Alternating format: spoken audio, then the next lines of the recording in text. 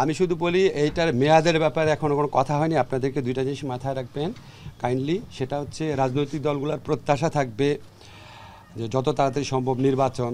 আবার এই দেশের সাধারণ মানুষের যে সংস্কার আকাঙ্ক্ষা, সেখান থেকে প্রত্যাশা থাকবে এই সরকার যেন জরুরি কিছু সংস্কার করে যায়।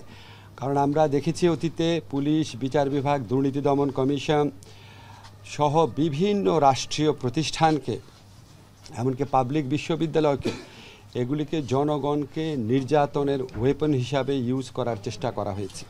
আমরা এই সমস্ত প্রতিষ্ঠান থেকে কিছু কিছু ভালো সার্ভিস পেয়েছি, এই সমস্ত প্রতিষ্ঠানেও কিছু কিছু ভালো মানুষ আছেন, কিন্তু পুরা সিস্টেমটা এমনভাবে দাঁড় করিয়েছিল যে এগুলি আপনার ভিন্নমত পোষণকারী মানুষ, মৌলিক অধিকার চর্চাকারী মানুষের জন্য এই প্রতিষ্ঠানগুলো একটা আতঙ্কে পরিণত হয়েছিল। তো এই সংস্কারের আকাঙ্ক্ষা মানুষে আছে। সংস্কারের আকাঙ্ক্ষা এবং নতুন নির্বাচনের আকাঙ্ক্ষার মধ্যে সমন্বয় করে যেটা যতদিন থাকা দরকার ততদিনই থাকার আমরা থাকবো, বেশিও না কমও না।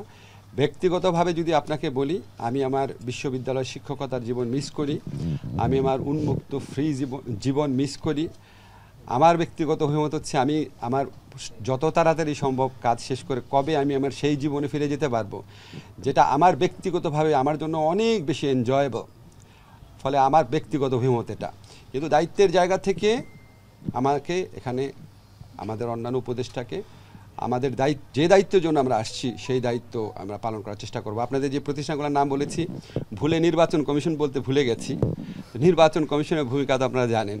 তো এখানে যদি আপনার ওভারহলিং না করা হয়, তাহলে ভবিষ্যতে যে সরকার আসবে তারা তো এই প্রতিষ্ঠানগুলোকে আবার সেভাবে ব্যবহার করবে। আমাদের অতীতের অভিজ্ঞতা সুখকর না।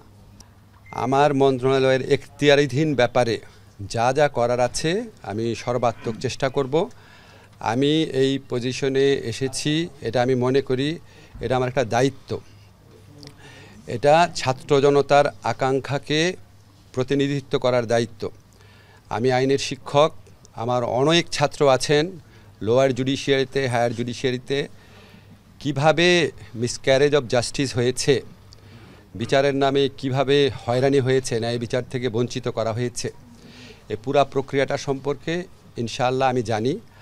আমি আমার সাধ্যমতো চেষ্টা করব। যে কোনো ধরনের খারাপ আইন কোনটার আপনার সংস্কার করা প্রয়োজন, কোনটা বাতিল করা প্রয়োজন, সেটা আমরা সুচিন্তিতভাবে পদক্ষেপ নেওয়ার চেষ্টা করব। আপনি সাইবার নিরাপত্তা আইনে তো আমিও আসামি ছিলাম, কাজে বুঝতে পারছেন সাইবার নিরাপত্তা আইনকে ভালোবাসার তো কোনো কারণ নাই আমার। জি দেখেন, ছাত্র জনতার পক্ষ থেকে জাতিসংঘের নেতৃত্বে তদন্তের কথা বলা হয়েছিল।